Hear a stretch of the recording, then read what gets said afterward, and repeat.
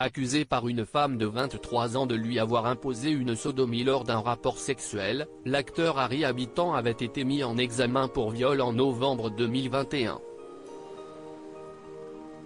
Selon les dernières informations de BFM TV, cette information judiciaire est clôturée. L'été s'annonce meilleur que prévu pour Harry Habitant.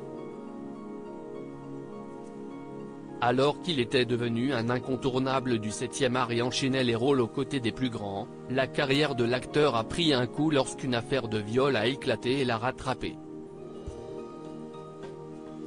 Une jeune femme de 23 ans qui partageait, à l'époque sa vie depuis 2 mois, a en effet porté plainte contre ce dernier, le 30 octobre 2021, après une relation qu'elle avait jugée douloureuse et non consentie.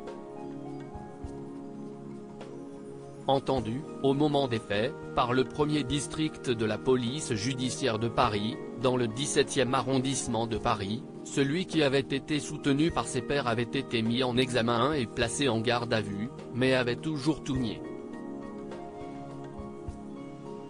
Malgré ces témoignages, qui allaient à l'encontre de ceux de la victime présumée, les révélations de la jeune femme l'avaient tout de même amené devant le juge d'instruction, le 12 octobre 2022.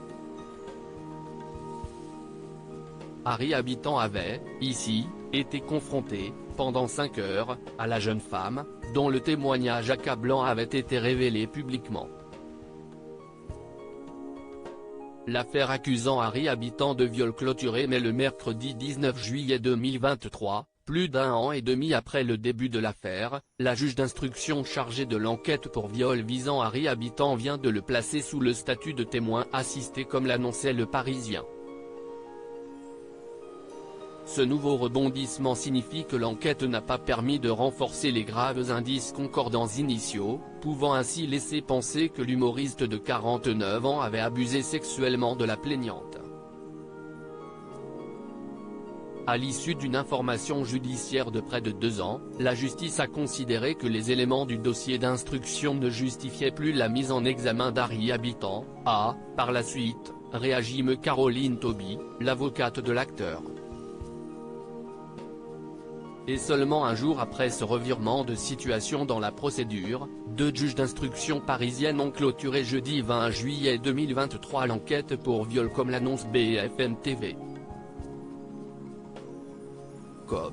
Et pour cause, si les magistrats ont reconnu le stress post-traumatique indiscutable de la jeune femme après les faits, elles estiment pas possible de conclure que les lésions traumatiques et saignements résultent d'un acte de pénétration sexuelle non consenti car, comme le soulignent nos confrères, les 2 parties ont raconté avoir eu un premier rapport consenti, et que les saignements préexistaient, au moins pour partie, au second rapport litigieux.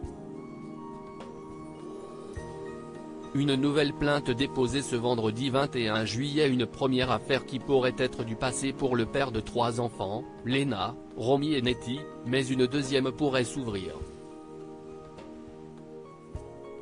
Suite à cette décision, la plaignante devait toutefois déposer une nouvelle plainte ce vendredi 21 juillet 2023 et cette fois-ci pour violence aggravée sur concubin, a appris BFM TV. Confirmant les dires de RTL.